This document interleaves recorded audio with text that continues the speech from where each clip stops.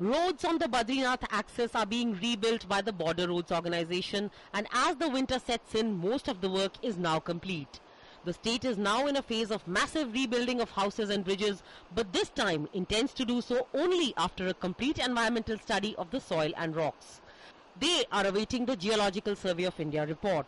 Reconstruction at Kedarnath, Guptkashi, Gaurikund and Rambara can begin only if the report gives the go-ahead in these ecologically sensitive areas. The state government has decided to build several trauma centers across the state, the funds for which will be released from the Chief Minister's Relief Fund. Hundreds of Good Samaritans are engaged in rebuilding the state.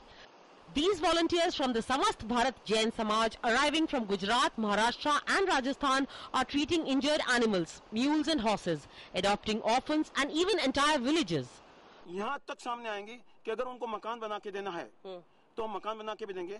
उसके architect के हमारे plan भी बने हुए हैं, plan भी उनको बना दिए हैं। 1-1 लाख रुपए में मकान बनेंगे।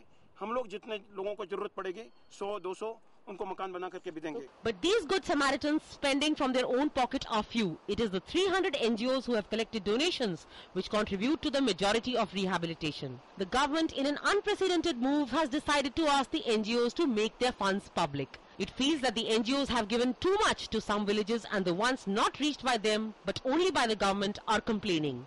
This has prompted the government to ask them to coordinate with the state machinery, district collectors and patwaris so that the relief and help is evenly distributed.